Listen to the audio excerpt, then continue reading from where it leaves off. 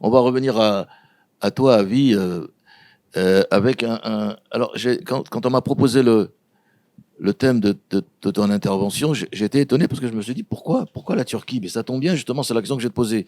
Pourquoi ce choix de la Turquie dans une éventuelle régionalisation du conflit Israël-Hamas? C'est ton sujet. Pourquoi la Turquie? D'abord, la Turquie. On parle de l'Iran non-stop, mais en Turquie, les Israéliens vont en vacances, hein, pas en Iran. Alors, bravo, William. Merci. C'est un beau préambule que tu me proposes en parlant d'Iran et de la Turquie. En fait, l'Iran et la Turquie, j'allais presque dire, c'est une affaire de famille, de concurrence familiale, de rivalité familiale. Et religieuse. Religieuse et, j'allais dire, aussi territoriale, bien entendu, de pouvoir, on va dire les choses telles qu'elles sont.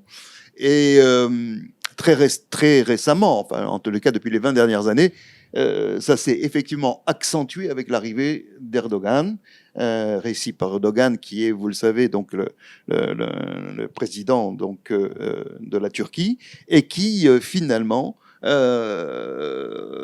cet homme qu'on a d'abord présenté comme modéré, on est arrivé à vouloir incarner le calife dans un califat donc turc plutôt ancien ottoman, quoi. Voilà, il plutôt à image ça. ottomane. Il rêve de ça. Oui. Et vouloir, et on l'a vu dans les années, quand il a révélé son vrai visage au monde, et notamment ses perspectives. Il a montré effectivement une détermination sans faille à vouloir imposer la domination turco-ottomane, pour dire les choses, dans la région. Il ne faut pas oublier que c'est un frère musulman. Hein, alors, on va y arriver. Alors, d'abord, parler un peu de l'histoire de la Turquie. Et en même temps, parler des Juifs. Et en même temps, parler d'Israël. Évidemment. La Turquie, c'est d'abord quand elle était au Empire ottoman, ça a été un lieu de refuge indiscutable pour les Juifs qui, en 1492, ont fui l'Inquisition, mais d'Italie méridionale aussi, bien entendu, de ces Français qui, du comtat venessin, venaient jusqu'en dans l'Empire ottoman, où ils étaient effectivement très bien accueillis. Et on se rappelle, pour illustration, Dona Gracia. Dona Gracia qui finalement refusée par les uns et les autres, alors qu'elle était une femme immensément riche, eh bien, va apporter sa flotte et sa fortune donc à l'Empire ottoman. Et dont le neveu était le conseiller principal. Absolument. Du je sais pas comment on l'appelle. Du sultan. Et on va voir finalement donc se répéter même cette proximité, ce lieu refuge avec la Seconde Guerre mondiale, où la Turquie, donc cette fois-ci, non plus Empire ottoman, j'y reviendrai, eh bien va sauver nombre de Juifs et notamment de grands artistes qui vont participer à la modernisation de la Turquie kémaliste, hein, et donc on va sur le plan politique, sur le plan culturel, sur le plan artistique, sur le plan scientifique, et la Turquie prendre son essor. Et pour histoire, si je vous dis que la Turquie, alors à l'aune d'aujourd'hui, ça fait un peu bizarre de le dire, mais si je vous dis que la Turquie c'est le premier État musulman à avoir reconnu l'indépendance d'Israël, de facto en 48, de jure en 49. Et finalement, la Turquie, même en 1967, après la guerre des 6 jours, refusera de rompre ses relations diplomatiques. C'était un État laïque à l'époque. Hein, alors, on va y revenir. Kémaliste laïque. C'était un État laïque, c'est souvent ce qu'on dit. Mais il y a quelque chose qu'il faut absolument préciser pour comprendre un peu ce qui se passe aujourd'hui. C'est d'abord, et ça a toujours été, quelle que soit la forme, Empire ottoman ou la Turquie de l'Atatürk, un État nationaliste. profondément nationaliste. Et nationaliste politique, avec une idéologie. Effectivement, c'était la volonté un petit peu de musulmans et d'arabes, et d'un monde arabo-musulman. On se rappelle tous de Nasser, se moquant des frères musulmans qui voulaient voiler les femmes. Donc c'était effectivement quelque chose qui était partagé par un certain monde arabo-musulman, la Turquie la première. Et effectivement, la Turquie va avoir des relations avec des hauts et des bas. Par exemple, pendant la guerre entre la guerre de 67 et la guerre de Kippour, il va y avoir une réduction des relations entre Israël et la Turquie. Mais malgré tout, toujours des relations commerciales, toujours des relations aussi militaires, parce qu'aussi la Turquie est un enjeu fondamental sur le plan géostratégique pour l'armée américaine. Membre de l'OTAN, faut le dire. Membre de l'OTAN. Alors, il faut dire quelque chose à ce propos, justement, c'est que je disais nationaliste. Alors, à idéologie, effectivement, plutôt ici, nationaliste certes, mais en tous les cas, avec une vitrine plutôt occidentale. Sauf que, avec l'arrivée d'Erdogan, on voit là, tout doucement, l'AKP, donc qui est le parti du président turc, finalement transformer ce qui était le nationalisme contrôlé par l'armée, disons les choses, contrôlé par l'armée, ce qui d'ailleurs explique pour partie les relations particulières qu'avait la Turquie avec Israël, notamment depuis la guerre de Suez, où la Turquie était d'accord pour effectivement qu'on puisse débloquer le canal de Suez, mais pas d'accord qu'on s'attaque à des Arabes. Donc, mais il n'empêche que là non plus, on n'avait pas rompu les relations diplomatiques. La Turquie, donc finalement, elle est travaillée par ce nationalisme jusqu'à l'arrivée d'Erdogan, mais contrôlée par le militaire, la partie militaire, et qui avait l'aval de la population civile de la Turquie. Sauf qu'avec l'arrivée d'Erdogan, très très vite, il va s'affranchir avec son parti frériste musulman, et là je te rejoins, Galit, avec son parti frériste musulman, il va rejoindre peu à peu ce nationalisme et le transformer dans un nationalisme islamiste. Et à partir de là, on voit tout doucement se profiler ce qui est aujourd'hui connu de tous, la volonté hégémonique de reconstruire, de faire renaître ce qu'a été l'Empire ottoman à son apogée. Et pour cela, tout est bon. Il faut dire qu'il bénéficie d'un atout majeur. Sur le plan topographique, sur le plan géographique, c'est l'eau. L'eau, l'arme la plus extraordinaire, la plus, j'allais dire, et en même temps celle qui apparaît comme la plus inoffensive, mais qui, dans les mains de la Turquie, bien avant, d'ailleurs, avant l'arrivée d'Erdogan, on s'en servait comme outil géopolitique. Mais avec l'arrivée d'Erdogan, ça devient une vraie menace. Et une vraie menace contre qui ? Contre les populations kurdes et syriennes.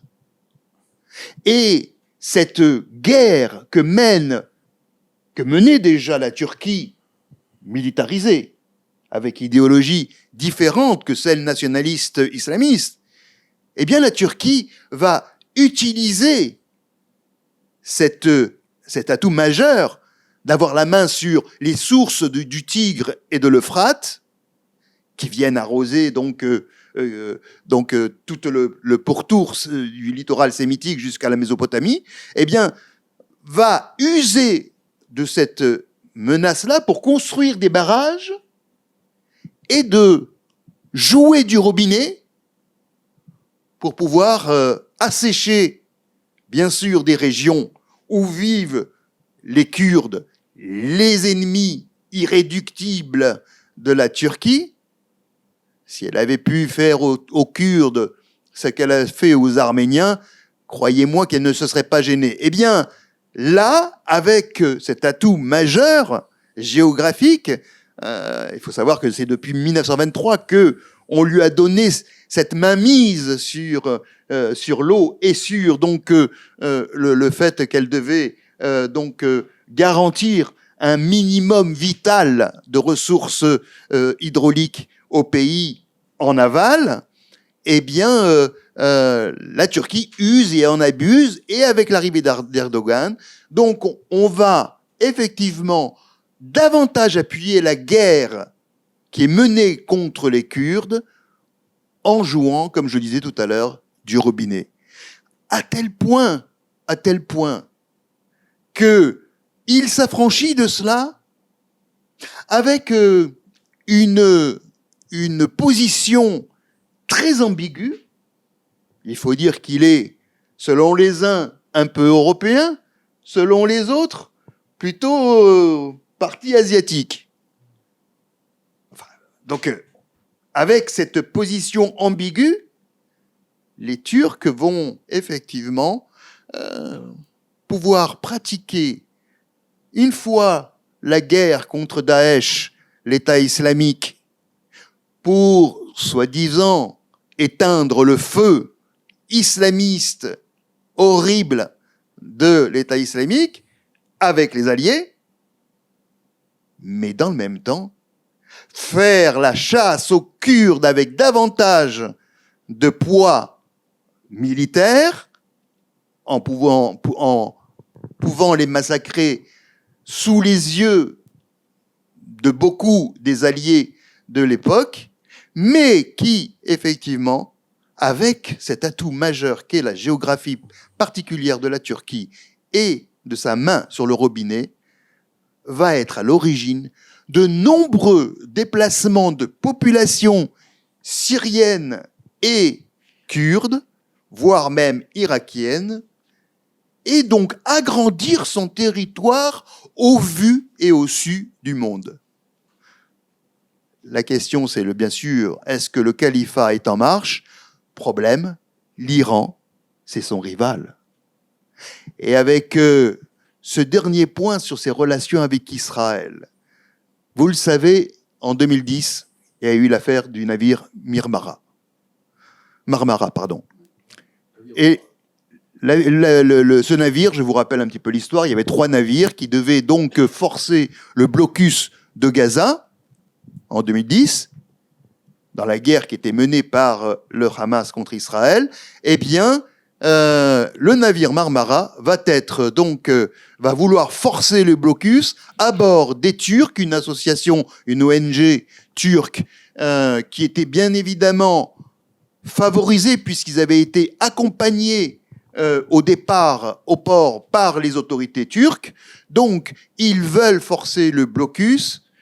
Et bien évidemment, quand les Israéliens veulent les en empêcher, ils vont attaquer donc les unités militaires israéliennes de la marine, et là, il va y avoir intervention, il va y avoir 10 morts. À partir de là, on rompt les relations diplomatiques entre la Turquie et Israël, et là, on va avoir quelque chose de très étrange. On va voir plus tard, dans quelques années suivantes, on va voir, alors que le langage, la sémantique turque est devenue très antisioniste, très anti-israélienne. On va la voir même favoriser la présence de Palestiniens des plus criminels.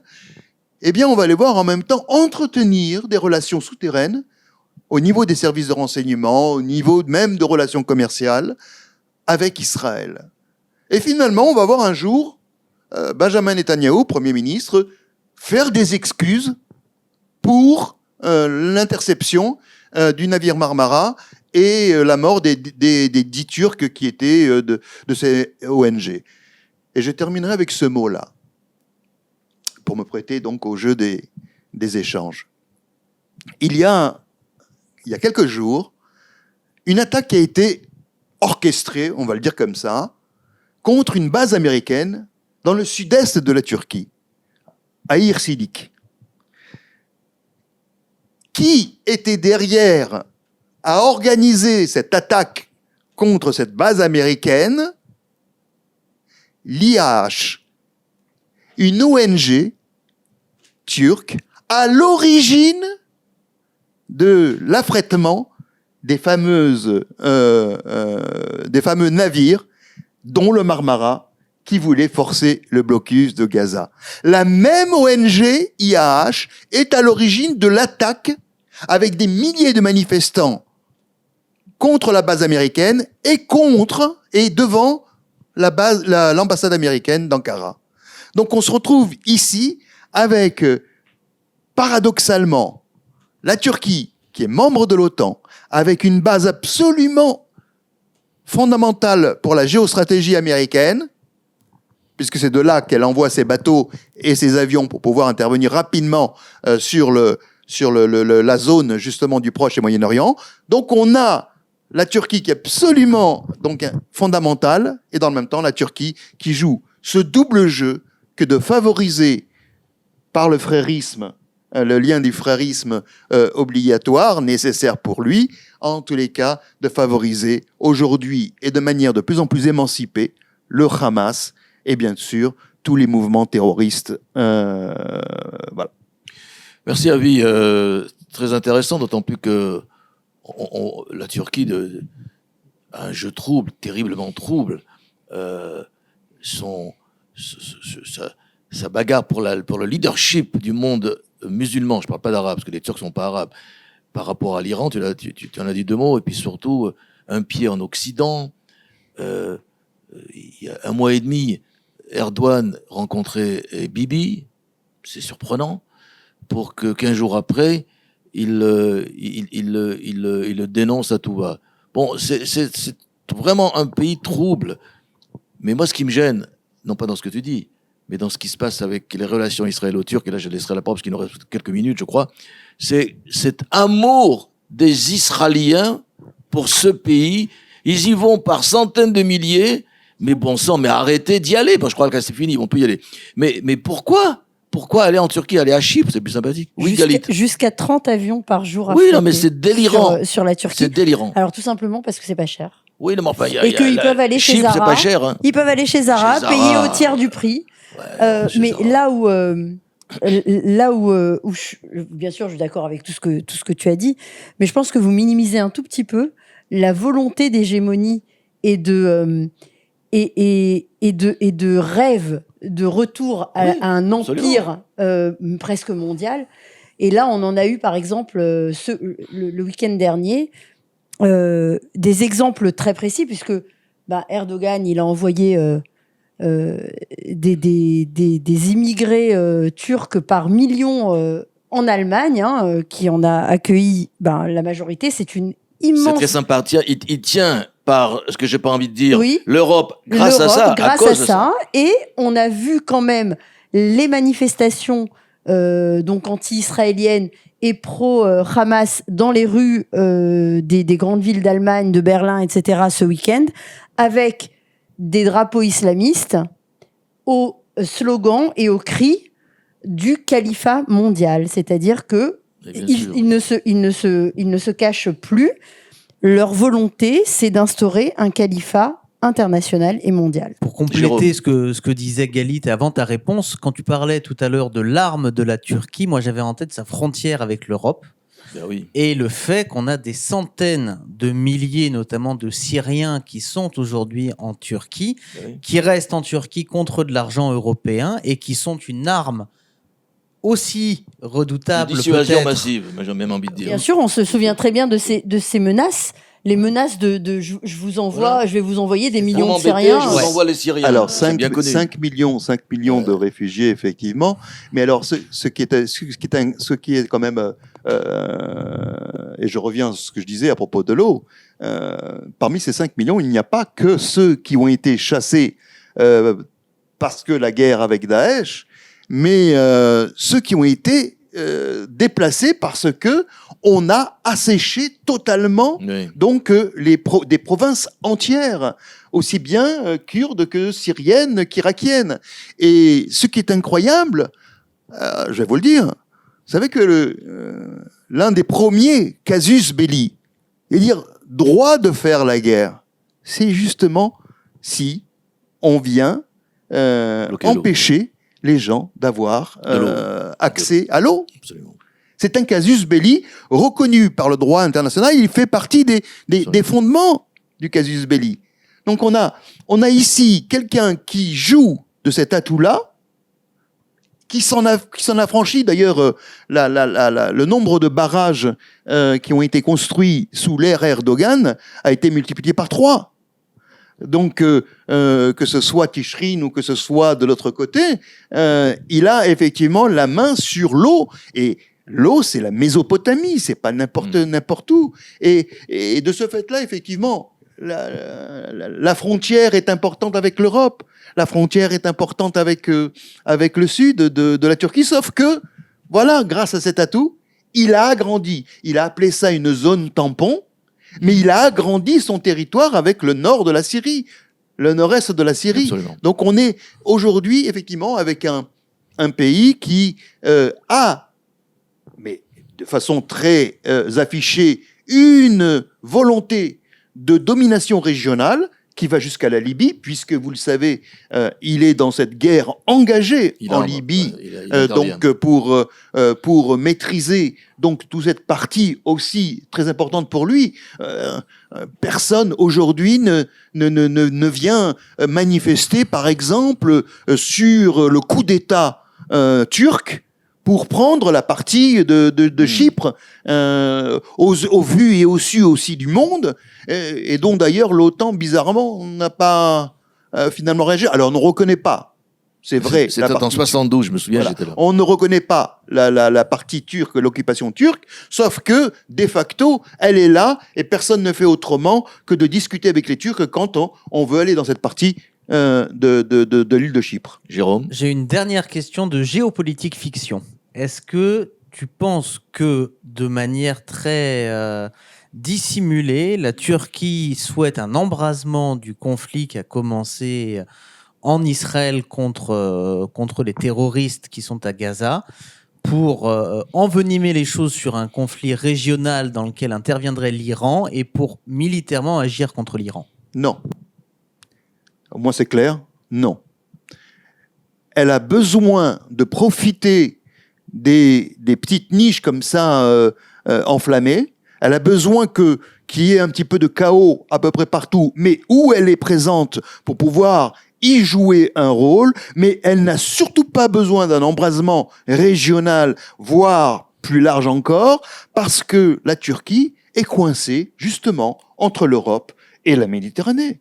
Parce que la Turquie est coincée entre l'Europe et l'océan Indien, si je puis dire, pour être très large. Donc, elle ne peut pas se permettre. C'est d'ailleurs pour ça que cette petite histoire du canal de Suez est un petit peu illustrative. Elle était bien sûr pour qu'on débloque, mais pas pour qu'on attaque des Arabes. C'est un petit peu l'histoire de la Turquie. Voilà. Elle veut être dans le monde arabe, intégrée dans le monde arabo-musulman. Elle veut voir même le dominer, mais elle ne veut surtout pas que ça dérange parce qu'elle est un carrefour commercial, bien entendu, avec la mer Noire, la Méditerranée, etc. Elle est un carrefour commercial et aussi, j'allais presque dire, bizarrement, elle est dans un verrou commercial. C'est-à-dire avec je termine avec ce mot-là, avec au nord, bien sûr, la Russie, pour dire les choses de manière un peu grossière, et avec au sud, pour dire les choses aussi un peu grossières, l'Iran. Et donc voilà Une minute. Voilà, même pas. Juste pour terminer sur ce sujet, je rappellerai quand même que c'est grâce à Nicolas Sarkozy si la Turquie, aujourd'hui, n'est pas membre de l'Union européenne. Merci Nicolas. Et à rajouter qu'il y a 2 ou 3 millions de Turcs en Allemagne et que c'est très très important de le noter par rapport à la politique européenne. Voilà, mais merci Avi Van Vetter pour j'ai envie de dire, pour ce fabuleux voyage dans l'histoire de la Turquie et de l'Empire ottoman. Et j'ai un petit souvenir qui me vient là, j'en ai également pour 30 secondes. Il y a une dizaine d'années, j'avais assisté à Paris à un match de basket entre Maccabi Tel Aviv, c'est un match amical en plus, et le Galatasaray d'Istanbul. Il fallait voir les vociférations antisémites des ultras fanatisés de Galatasaray, mais c'était horrible. C'était véritablement mort aux Juifs, la Palestine vaincra, mais c'est horrible. C'était il y a déjà 15 ans. Voilà. Merci encore une fois, Avi, merci. Et le prochain invité, j'ai envie de dire, mais cette fois-ci en duplex, sera le docteur Jean-Jacques Epstein. Bonsoir.